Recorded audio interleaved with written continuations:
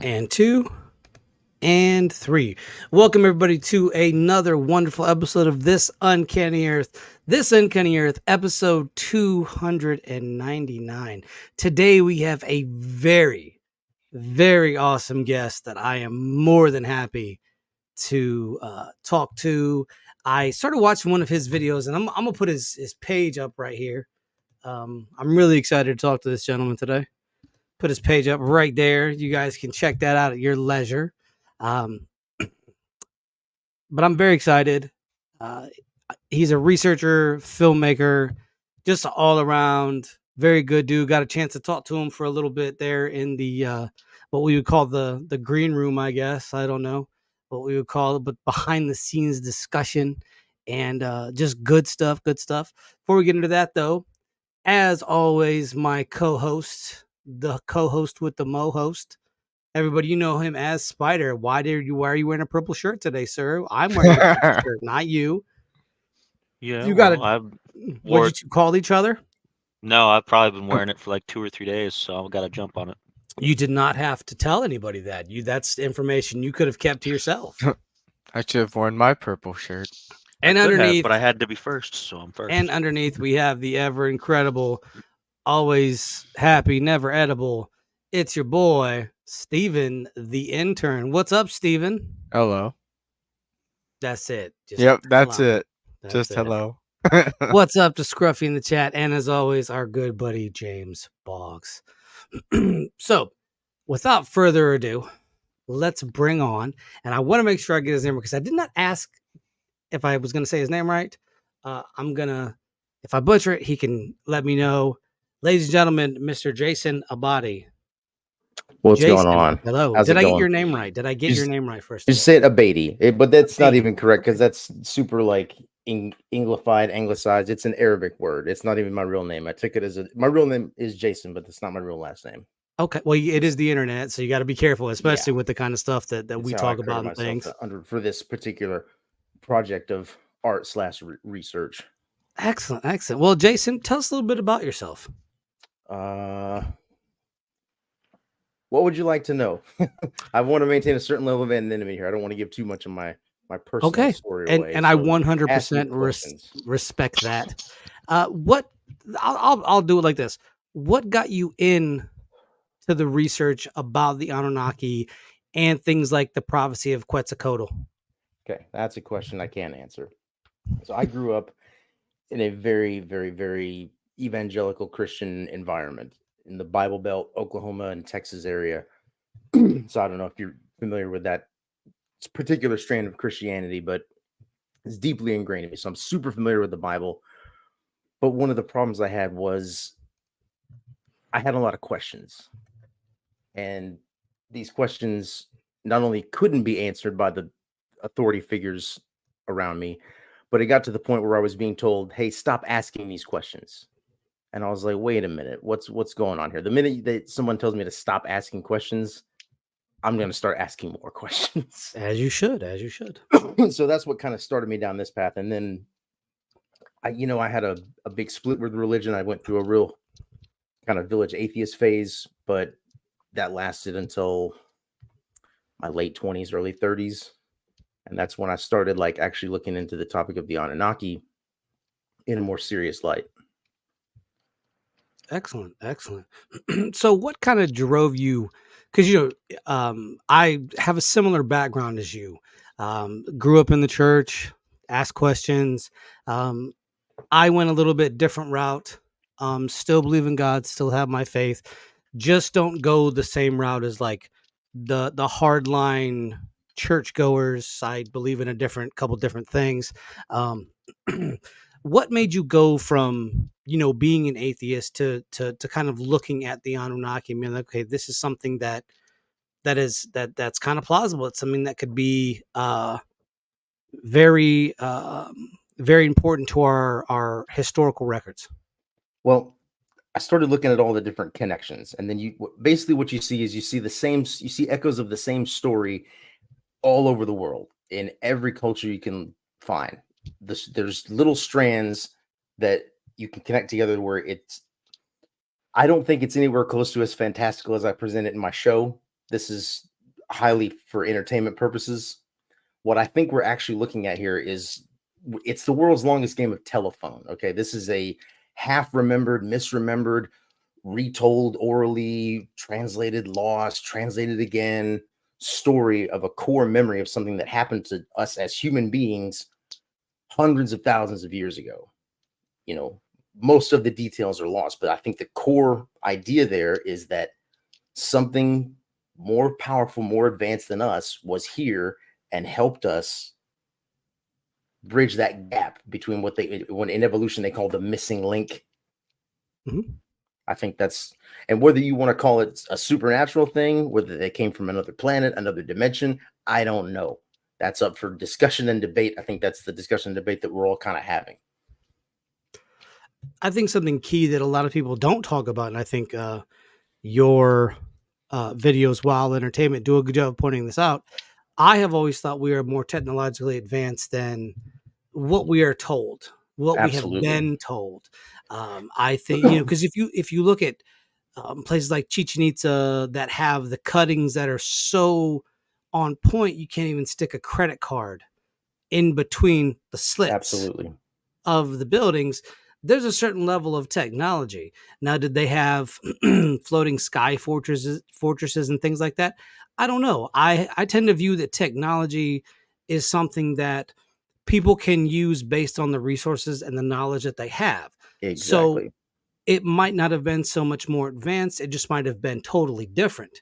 Maybe their mathematical equations were a bit different. Maybe they were dealing with material that we don't have access to. I know a lot of people like to put the words dark matter in that zone, but I think maybe, you know, the world has shifted so many times.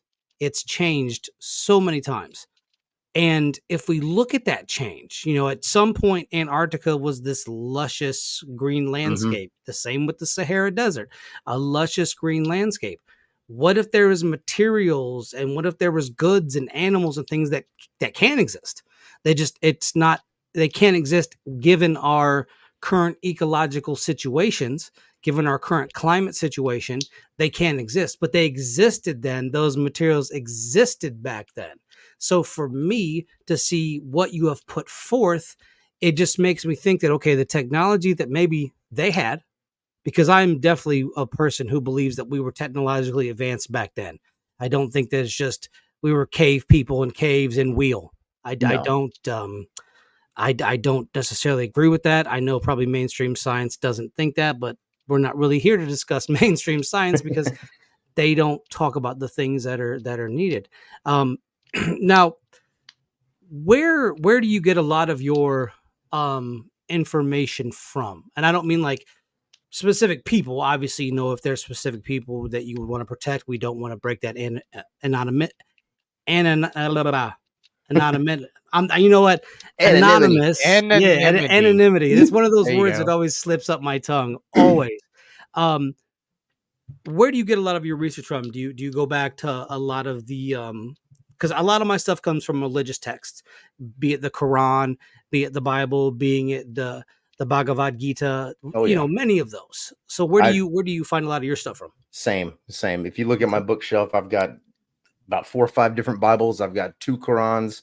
I've got the Book of the Dead. I've got the Book of Enoch. I've got all kinds of, you know, all that. And then as far as like, you know, contemporary writers, I started where most people start with stuff like this, you know, Zachariah Sitchin and Eric von Daniken. And we can get into a discussion about that. That's fine.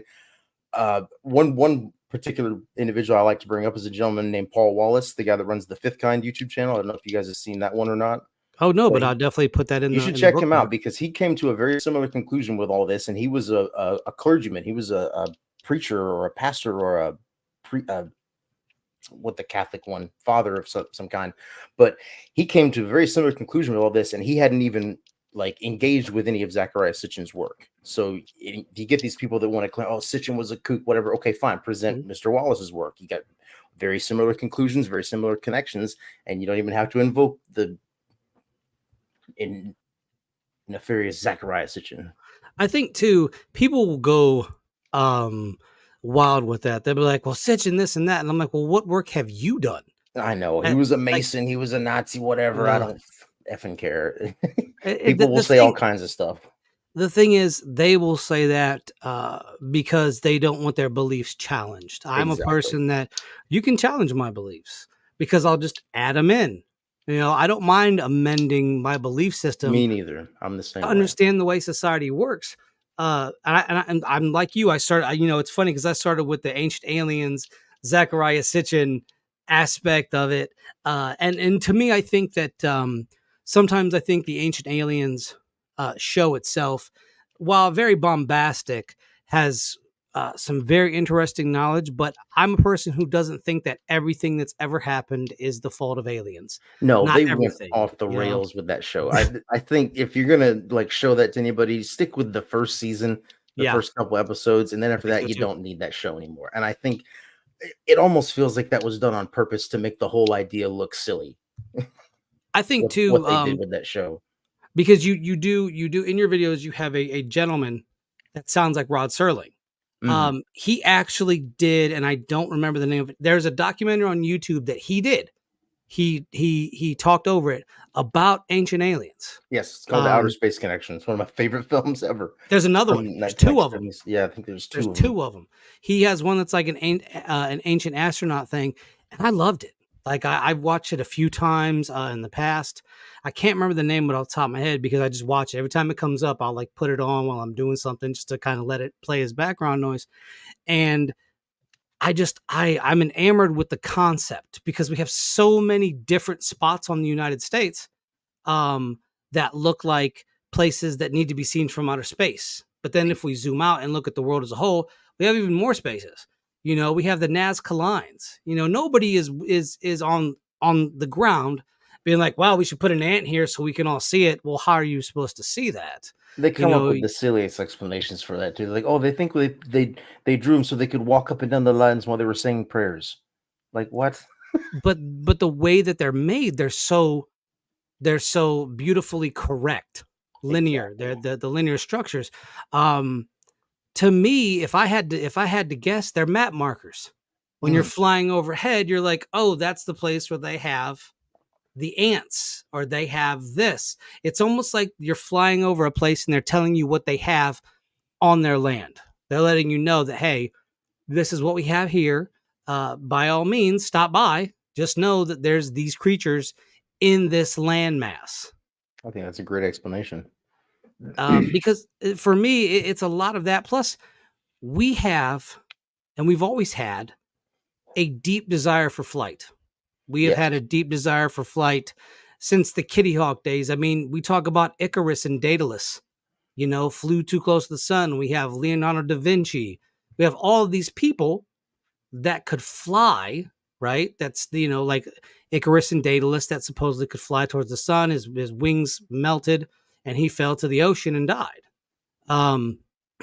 So the very first episode of Ancient Aliens, the very first example they bring up in the opening scene is the Sakara bird, that little wooden toy bird from ancient Egypt. It has the tail of a airplane, basically. Yeah. And they said the papyrus they found next to it said the words inscribed on it, "I want to fly." I think what's really interesting, and I think what we have as a human race, is we have amnesia about where we have been. I feel like what happens is we build ourselves so high up, right? We have all this technology, we have all this glory, and somebody does something or something happens and the entire world collapses. And we have to start from the bottom again and build our way back up. And each time we try to get a little bit higher to touch the sun, or we try to build that Tower of Babel to see God, and it collapses all around us. And I think that what we see are the remnants of that. That's why we have certain phobias, certain fears, certain feelings towards flying, certain views of death, because we have been there before. And while I'm not a person who believes in reincarnation, I am 100% a person who believes in what I like to call DNA imprinting. Your ancestors, they pass traits, right? So if you can get traits passed down, why can't you get memories passed down through your DNA? Why can't you get things like that? That too? Yes, those ancestral memories. I think I can't quote anything specific, but I'm pretty sure if you do some Googling, there's some science to back that up. Well, the biggest Oh, The- hold on a second. Hold on a second. By the way, Jason, these are my co-hosts, Spider and Steven. I didn't get to introduce them, so if you hear Nice to other meet you people guys. talking, it's them. I'm just really I excited can to see. talk I to can you. see all you guys. the biggest thing that's a proponent towards that theory is because of the amount of data that you can store in DNA if you converted it purely to electronic storage. Like, we have more than terabytes and terabytes and terabytes of space that you can basically keep in your own genes, and that's what the body uses to figure out what kind of a person you are and how you do things and how you're supposed to develop and all kinds of other stuff. And it's not too far off into science fiction territory to assume that there could be all sorts of other instructions in that DNA that basically are racial memories or memories of civilizations and things that just get passed down, and you just don't access them because your body doesn't think about it because it doesn't need them for where you are in your 100%. life. 100%. We might be computers, Maybe. very advanced biological computers. And that's basically what we are, more or That's less. basically what our brain basically is. what we are. Yeah, your Yep. brain stores, so much memory and has a database. I mean, Nikola Tesla talks about being able to tap into the universal consciousness, and then you have other folks that can tap into what's known as the Akashic records, all things that exist, but people don't tap into it. When you tell people these things, they look at you like you have worms crawling out of your ears. They're like, "What? I got to get to work in the morning." But that's the society that we've set up for ourselves.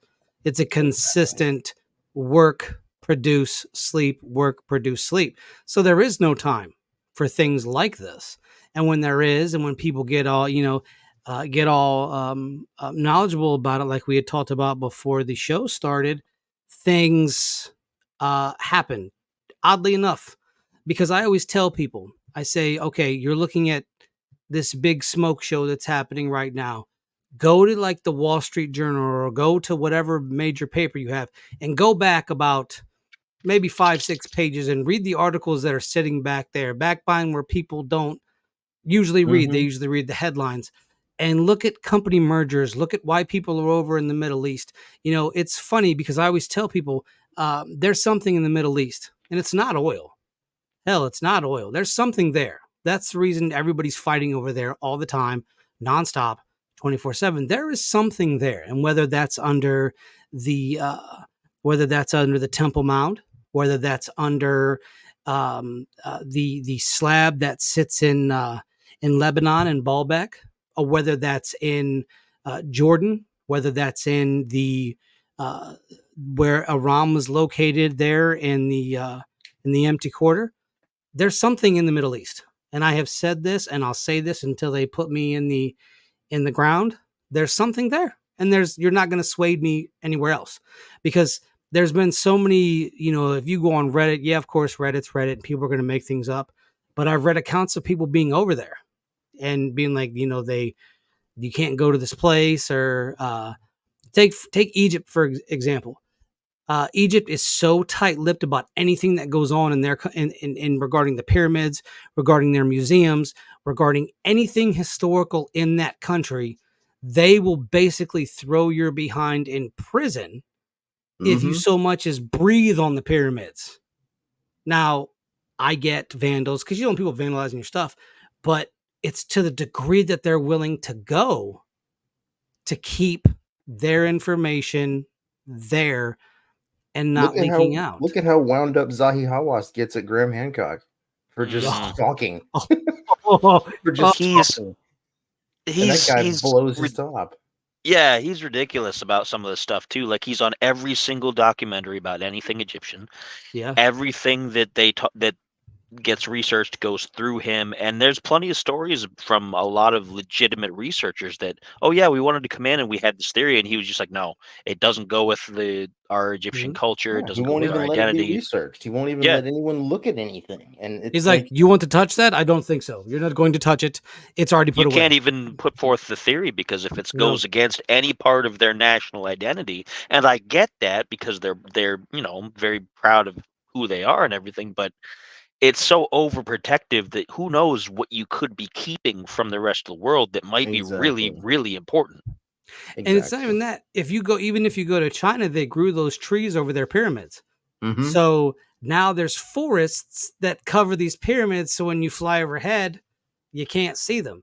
And it's like it's this huge cover up to stop us from learning who we are. Now, there's a point where you got to say, okay, you don't want tomb raiders, you don't want robbers, you don't want this, that, and the third, vandals, because people are people and they do stupid things. But when it gets to a point to where you're like covering it with a sheet and not showing anything to anybody, there's a problem there. I think personally, I think that is I a agree. is a serious thing, and because I'm a person that believes that historical documentation should be given to the populace. Give it to the people. Let us know what's going on. As I've said before, if you look at old maps of Africa, they have castles there. Me and a buddy were talking about this the other day. There are so many. Africa has such a rich history that, but people just gloss over it, and then whole countries come in and just raid it and rob it and do all these things to it. Big ups to Ronald Hobson II. He says, "What's up, Craig?" And he believes in the Anunnaki. So that's really Mhm. cool. Welcome in, Ronald. Thanks for stopping by. We appreciate you. So yeah, I think that we've been lied to. The truth's been hidden, and I don't know. I think people like yourself and people like us, we're trying to put that information out there. We're trying to give people the truth about what's going on, but you can only lead a horse to water. You can't make him drink. And while you're talking about the pyramids, I would also like to mention that I've heard stories of underwater pyramids down in Antarctica as well. Oh, I'm sure of it. I'm sure that Oh, who knows what's under the ocean. I mean, Jesus oh, Christ. I would love to go over to Antarctica and just start chiseling away at that ice. Oh, All 6 feet of it. listen, No, all 3 miles. miles of it. Miles. Sorry, yeah. Not feet. 6 feet. Yeah, let's do it now. 6 feet. We could go right now. Like we could Yeah, all fly out nah, there miles. right now. I'm He said just 6 feet. It's funny that that all these countries have a major stake in Antarctica, but and the peace treaty. nobody ever fights there. That's weird, isn't it? Nobody ever is like, Mhm. wait till I see you in Antarctica. Then we got some issues. We got some issues if I see you in Antarctica. Nobody ever says that. Antarctica's been pretty untouched. So yeah. Ron says the Muslims talk about the Anunnaki all the time in death, but not many believe it. I wonder if that correlates to the jinn, because Allah made the jinn first, and then the jinn were pretty much phase shifted to another reality so that humans could intervene in society's functions, which is another thing. And I want to point out, Jason, you talked about this in your Anunnaki Chronicles, and y'all should go check this out. There's like a 9-hour video. I like to listen to it while I sleep. It's very informative. I like to watch it during the day and when I sleep. I like to get Doing the that. absorption, like you're doing, like Yes, learning yes, how to do a new language. You're doing the absorption. yes. But he brings up a good point in that the Anunnaki created a humanoid species, and we talked about this a few weeks back. A humanoid species before they made humans, and Gigi, or the Gigi, or however you want to say it. if you look at other societies, they did similar. Like Aztec beliefs, they created a race of mud people that just were dumb and they couldn't figure out how to do things. So they wiped them out and they made humans. The same thing with jinn. The jinn were too rebellious. So they pushed the jinn to another dimension, basically, and brought human beings in. This seems to be a story that is old as time. It's like there's things that were created before us, but we were so spectacular that we broke the mold. At least I was. I just want to go on record and say I know I was. So I don't know about the rest of you all, but I get it. I get why they would let me live. But then, I mean, like we were talking earlier, that's the crux of it. Yeah. In like evolution, they want to talk about the quote unquote missing link, but there's something missing, because human beings, we are unlike any other creature on this planet. I defy Facts. you to find me any other organism that does to the environment, its environment, what we do to this extent. It just doesn't happen. And I love animals, and I'm not saying anything wrong with animals. I love animals, but there is something fundamentally different about us. We're not just another run-of-the-mill creature on this planet. Yes. And there's something happened round about 250,000 years ago that fundamentally changed our trajectory. And there's a certain theory, and I don't remember what it's called, but I was reading about it about 6 months ago, where they talk about pole shifts. There's a scientist that talks about pole shifts, and he goes on to say that that's what happened when the Garden of Eden was moved, that there was a pole shift, and it's happened so many times that's how the civilizations have flipped. Now, I want to bring a point here. We have a question. Jason, you go ahead and answer since you're the guest here. What is your thoughts on time travel? I'm not really qualified to answer that question. We put him on the hot seat already. Belief, I love time travel as a concept. I love time travel movies. I don't think time travel to the past would ever be possible. Time travel to the future is clearly possible if you go just scientifically. Like, I'm time traveling right now. Yeah, exactly. Like, move closer to the speed of light, you'll move faster through time. But time travel to the past it creates too many paradoxes. I don't know. I think maybe you could do some weird, send a message back or something. I'm not sure. That's a good question. I got a couple I want to send back to my younger self, maybe just so I can meet my younger self and beat him up a little bit. Just kind of rough him up. If I met my younger self, I'd probably get in a fight with him. Like, listen, you dummy, invest everything in this. I kind of agree, because it said if you go to other planets, given gravity, and you stay on these planets, like, time differs on these planets than, say, here on Earth, where, we 365 days is a year. You go somewhere else, the gravity is different. So you might go somewhere and it's a year there, but it's been 10 years here. Mm-hmm. So in that regard, yes. But in terms of traveling back in time, the mathematical equations that would be involved to do that, because essentially, from what I have read about time travel to the past, you would have to go so fast that basically you're repeating the time loop from the beginning. In order to move that fast, most human beings can't do that. They're your basic meat suit, which is what we all have. Your meat suit would tear itself apart. And even if you could go back, I mean, like, you talk about grandfather paradox, you wouldn't even have to do something that serious. Like, literally, we're living right now in the result of every single minute thing that happened before. You so much as bend a blade of grass and you could completely throw everything off. I just don't see how it's possible. And then someone could survive that wasn't supposed to survive. Yeah, like, you have no idea what you're affecting by just even being there. You can make somebody late for work, and then next thing you know, the Germany beats us to the nuclears, and then we end up, you know what I mean? Just little microcosmic things like that snowball into an unbelievable problem. The multiple universe theory actually addresses that pretty good in a way that I like, because it makes a lot of sense, where I love it. It says, sure, you could go back in time, but because of the way that everything works, the moment that anything changes, it branches. Yeah, you're not affecting new timeline. Yeah, you're not affecting your future or anything anymore. You're affecting an entirely different future, and then maybe you can't even get back to your future from there. You're stuck in this new timeline. If that's the one I like. I can get down with is that the one where I become rich and famous, and then I'm on Robin Leach's Lifestyles of the Rich and Infamous? I mean, famous. Lifestyles of the Rich and Famous. Oh my God! It's one of those It things. looks like he's got an elevator in his car. Hey, while we're talking about, go ahead. Sorry.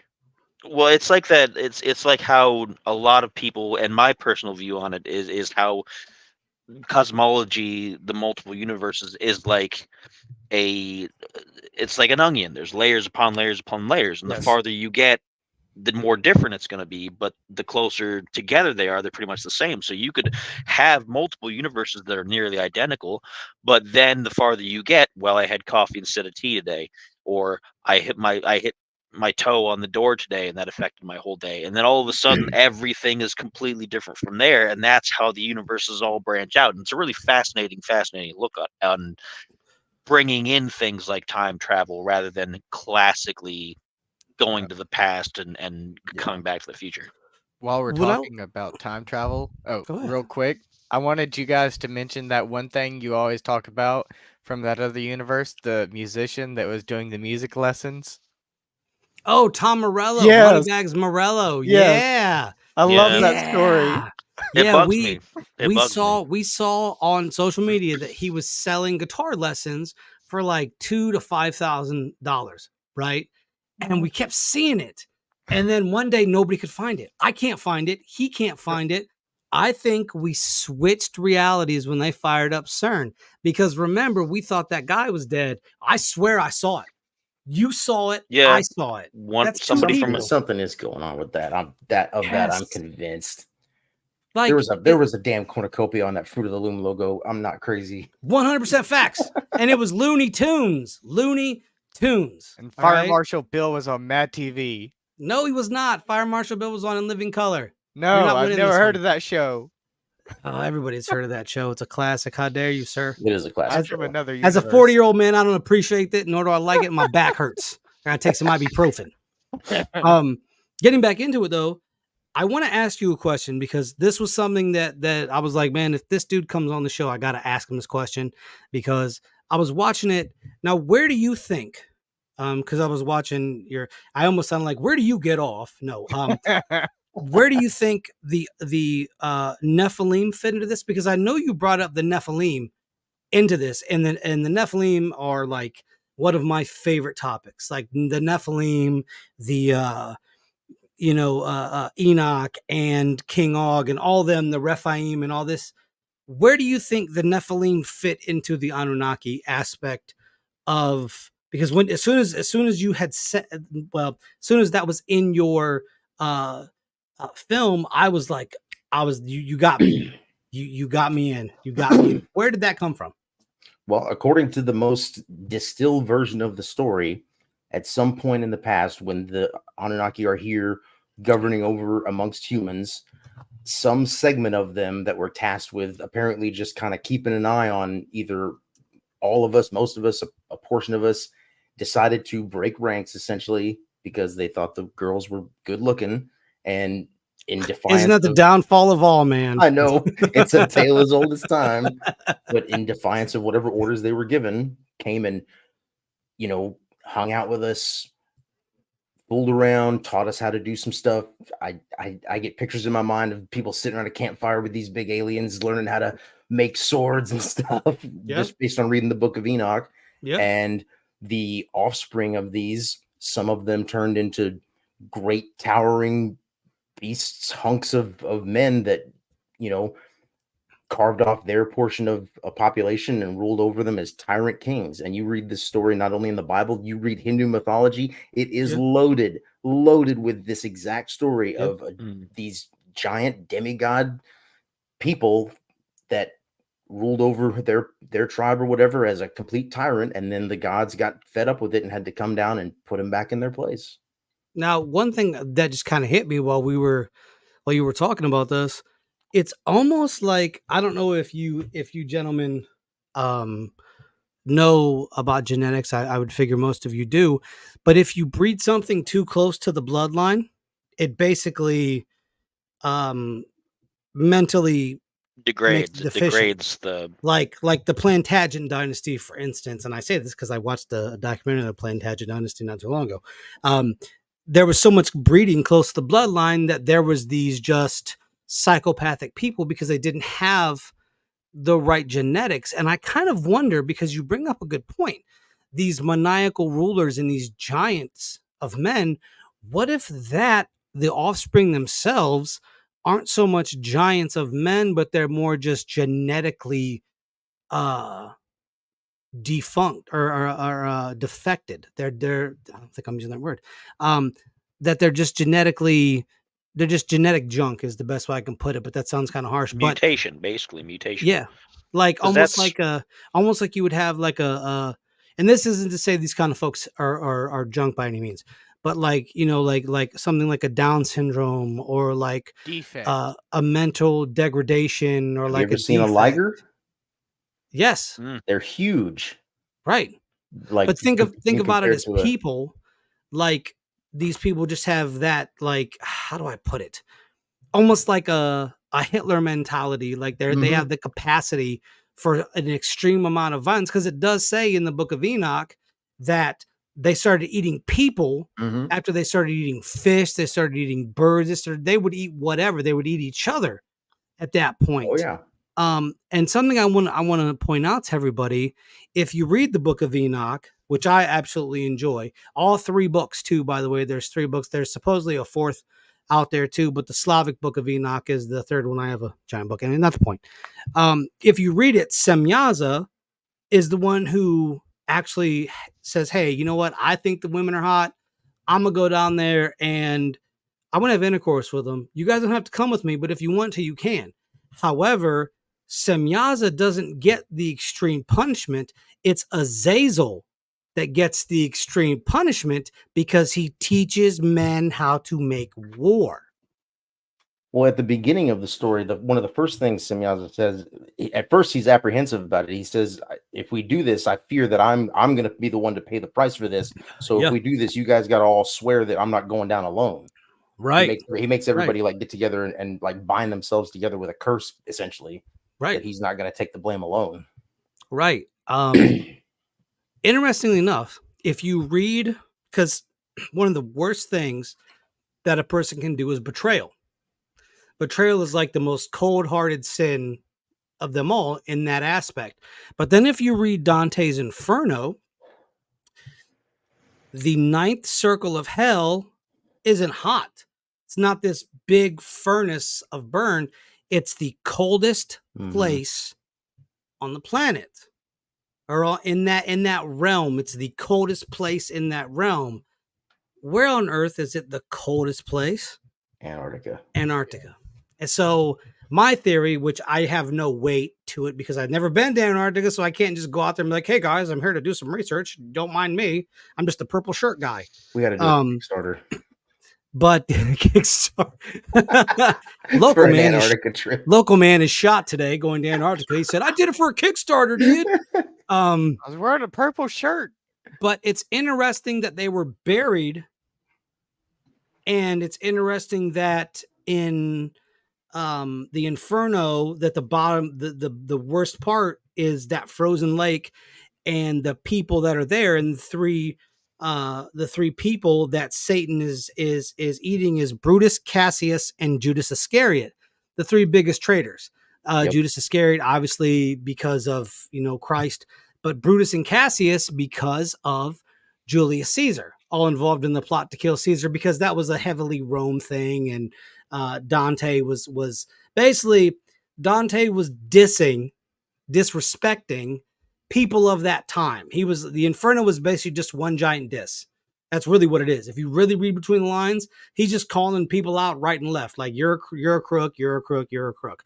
But I think that the interesting part of that is they put them in the deepest, coldest place they could find. Where's the coldest place you're going to find in the world today? Antarctica.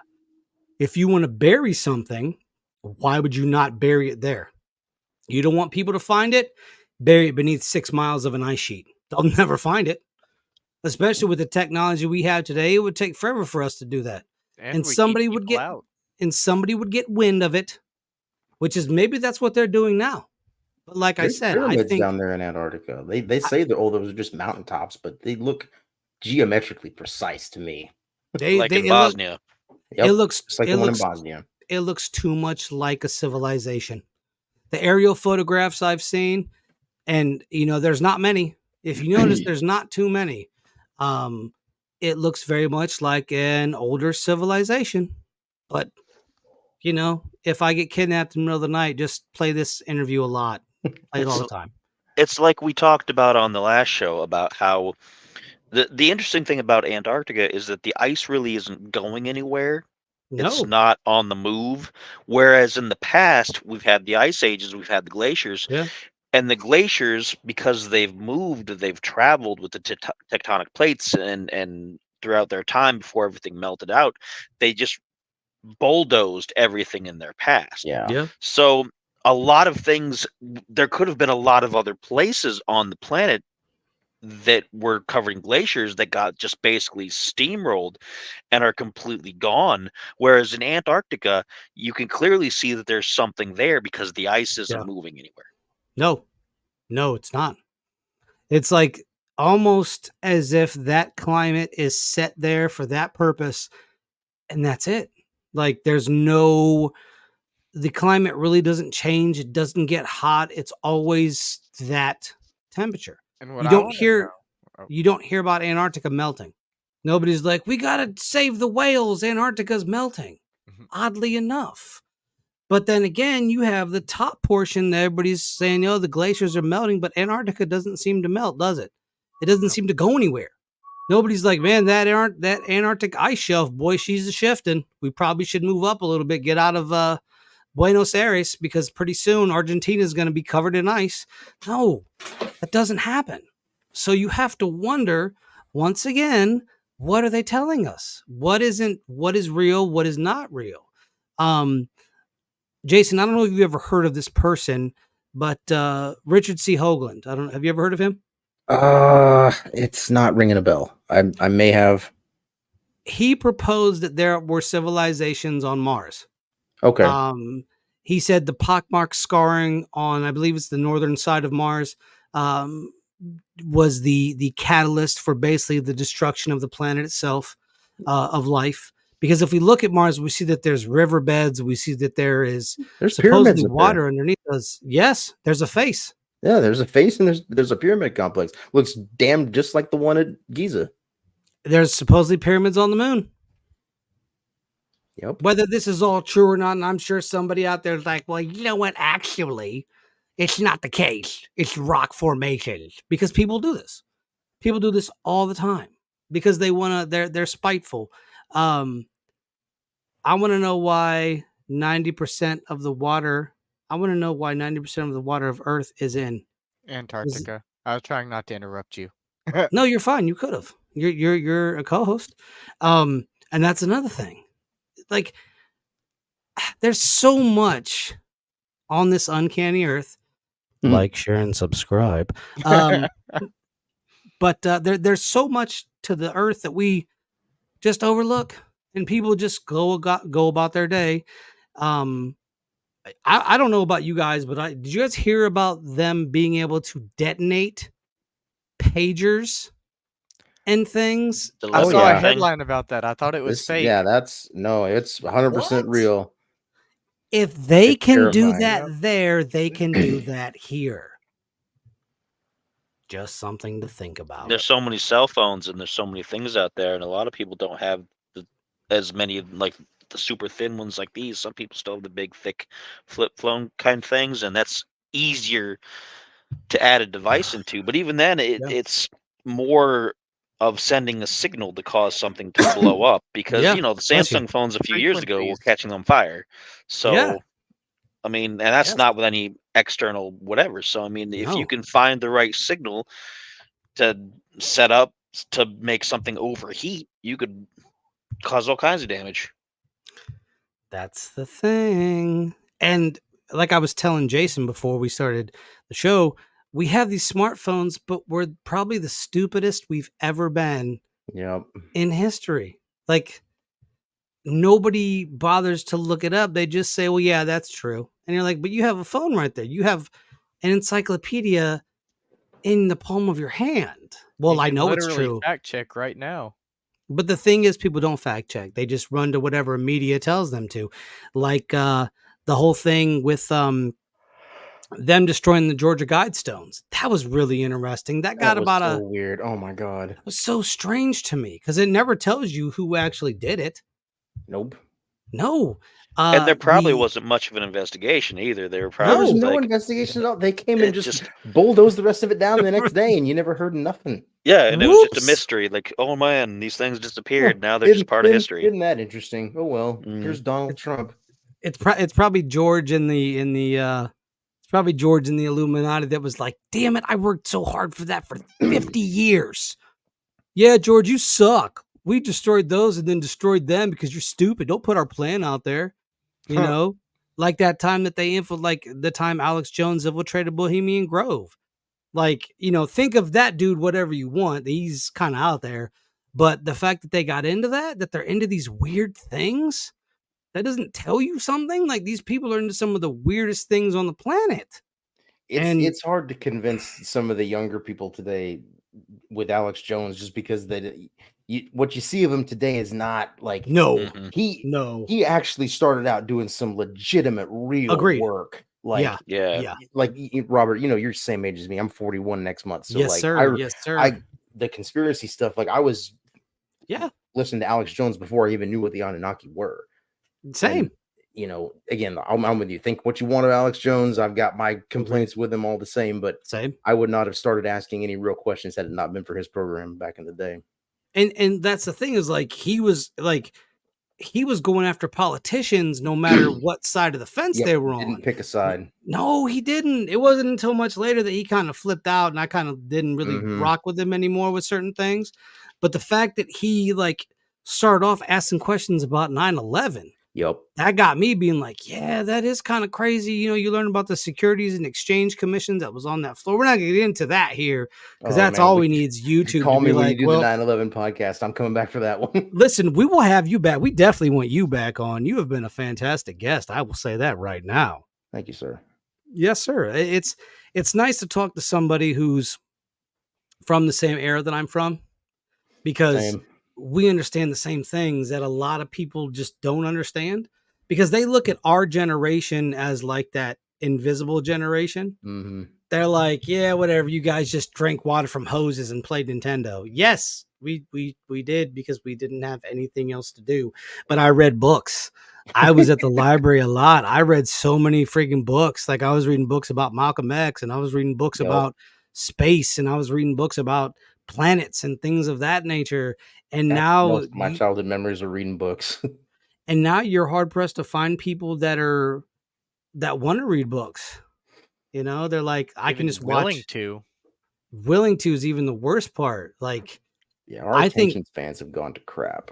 Yeah. Too many people won't even read a simple 5-minute article.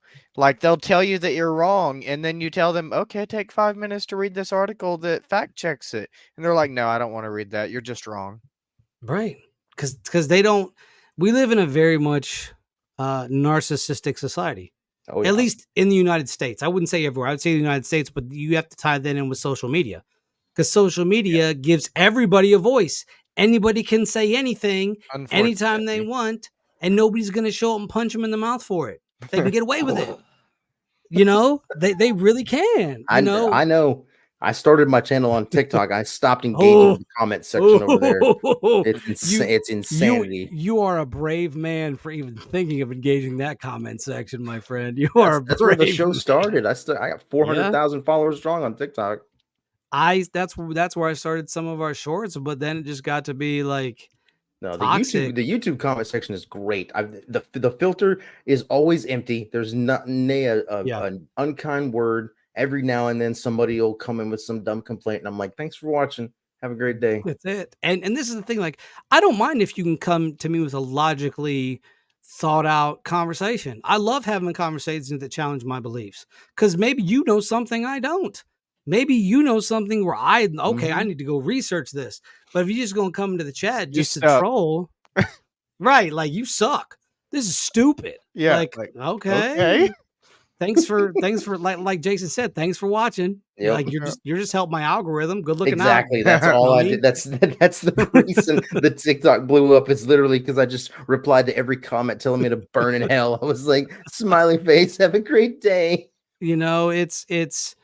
It's sad, because I'm very much still a believer in the Bible, and I have my religious beliefs. And I've talked to me and my co-host, we have very differing beliefs on religion, but we get along very well, because at the end of the day, we can respect each other. And I think that's the biggest problem, is nobody has conversation. Yeah, we don't try to convert each other or force each other to believe what we believe. And I'll tell you, the fellow so-called Christians that I used to know, they were the worst. It be your own people. It really do be your own people that don't like you. You're like, I think I may get the verse wrong. I think it's Matthew 17. Is one of my favorites. But I remember the verse is when Jesus said, on that day, many will say, oh Lord, didn't we do all these great works in your name and cast out demons in your name? And Right. weren't we such good Christians? And he said, I will look at them and say, depart from me because I never knew you. Yeah. And that to me, even though I'm not a Christian anymore, that's still my favorite. Yes. Because at the end of the day, you know, it's like you can sit there and tell everybody, but you know, like the Bible says, don't let the right hand know what the left hand is doing. So if you're sitting there telling everybody and their brother, yeah, I'm a Christian, I'm a Christian, I go to church, I'm a Christian, I go to church, there's something off there. There's always been something off there for me because I don't tell nobody. You want to ask, I'll tell you, but it's not my place. It's not my place to convert anyone. If that's God's job. I'm not God. I don't have that job. If he wants me to talk to somebody about it, I sure will. But I'm not going to force myself into the conversation to tell anybody anything. But if if it's there, sure, you want to ask me what I believe, that's fine. We can have a great conversation. But I'm not going to force it on you because I don't want anything forced on me. I wouldn't want, I don't want a Muslim coming out from the bushes being like, "Hey, you believe this? If not, you better do it." I don't want that. So I'm not going to do that to somebody else. I don't think that's right. And I think that there's a lot of great information in the Quran that I have read. Absolutely. I've read the Quran is beautiful. hadiths. I've read it twice. Oh, it's fantastic. I've read my next goal is to get a hold of the 1001 Arabian Nights because there's a lot of information in there. The people think all this is fairy tales, it's folk tales, but there's always truth in folk tales. Exactly. It's always there's always a kernel of truth there. You got to read between the lines, but people don't get it. Just like the Bhagavad Gita, just like the Mahabharata. There's little snippets of information. Nuclear war, for instance. How did they know what nuclear war did or what radiation did to bodies? That's weird that they're talking about skin falling off. It's weird that in the I believe it's in the book of Joshua, and I could be wrong. Please let me know if I am, where it talks about people's just basically deteriorating, and that's very akin to radiation poisoning. Very, very, very, very interesting.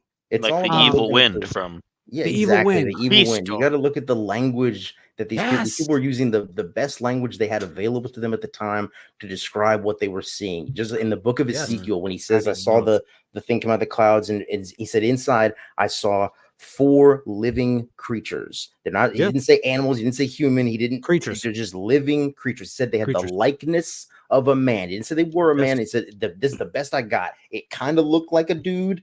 I'm not really sure what it was. It was crazy. It's like that Mad TV. He looking like a man. Exactly. Well, it's interesting too because Genesis 1:6 says, let us make man in our image and our likeness. And then it goes on to say, go and populate the earth. And this is before the Garden of Eden. See, my theory is the Garden of Eden was a storehouse. Yes. And you came to the storehouse to get your foods, your fruits, your vegetables, and you went about your business. Because if you read further, when Cain slayed his brother Abel, he was sent to the land of Nod, and he says, and I quote, "If I go over there, they will kill me." Who's they? Who's they? Me and my father. My dad brought this to me. He goes, "Who is they?" And I said, "Who is they?"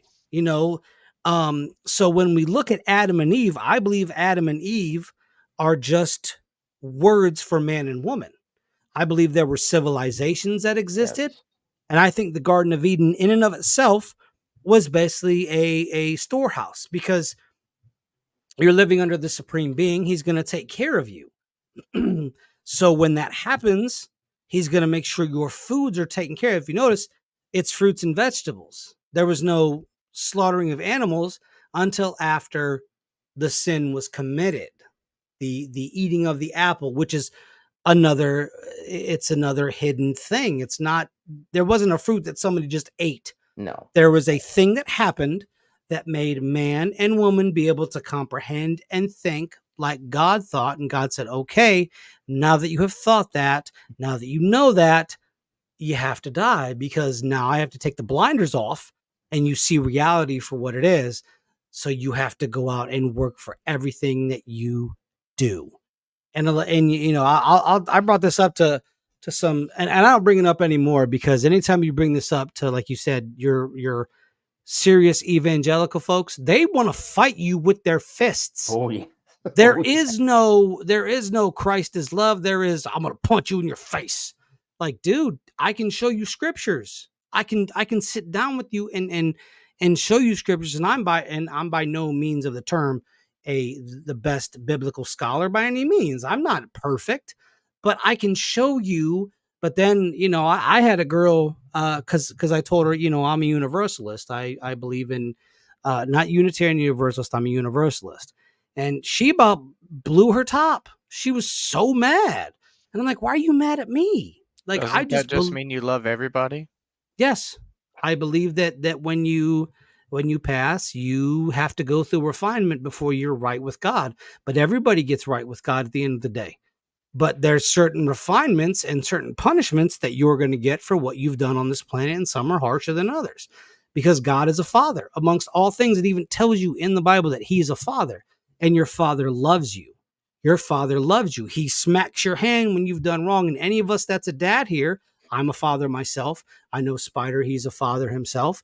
And anytime that happens, you correct your child. You don't send your child to an eternal burning death. You don't do that. You correct them. You guide them. You aid them. And if you have to smack their hands or smack their bottoms at some time, that's what God does to us. He smacks our bottoms and we have to learn. But this whole nonsense of an everlasting fire that never, no, I know what that means, but I'm not going to say it here because I'll probably get a bunch of evangelicals that'll be like, wait till you get out of your house. I'm going to fight you. Okay. I wouldn't, but okay. I'm not Billy Badass, but I damn sure will protect what's mine. That's for sure. So anyways, that's me pontificating of how tough I am. So if you guys want to fight after the show, we have a after show fight club. I think Sound Zeus wants to fight you after the show. I love Sound Zeus. He's a good I'm the guy. only one that knows where you live, so He does. Uh-oh. He does. Sorry, Jason, I went on a tangent there. I No, apologize. it's all good. You made a lot of good points, and it's just coming from someone who used to be in that evangelical Christian mindset. It's hard when someone comes to them and challenges the univocality that they believe the Bible has, and Right. what they think this story they think it's telling, that there's only one God in here. When if you read the Old Testament, it is made abundantly clear that there's one here amidst a bunch of other gods that are very clearly there and very clearly doing things, and the having other capital people interact with them. The capital Elohim and the lowercase Elohim. It's all two there. different things. But like I said, you can't do it with people, because I can, it's funny, like my friend Spider here, like he's a good friend of mine. We've been friends for a very long time. He doesn't believe at all like I believe. He probably believes furthest from what I believe. And we have great conversations because we respect each other. And I think that we need more respect between people. No, absolutely. I think this has been a great conversation. I mean, and I can tell just from hearing you talk that I guarantee you and I don't have a lot of the same beliefs either, but that you seem like a perfectly reasonable, logical person. I would love to come back and have another conversation again. This is great. Let me just say that you are invited to whatever show we do next. It has been nothing but an honor and a pleasure to talk to you. I love your videos. They're freaking awesome. I love it. If you guys have not checked out this man's channel, what are you doing? Go to youtube.com/it at Jason. Say the last name again for me, sir. Abadi. Abadi.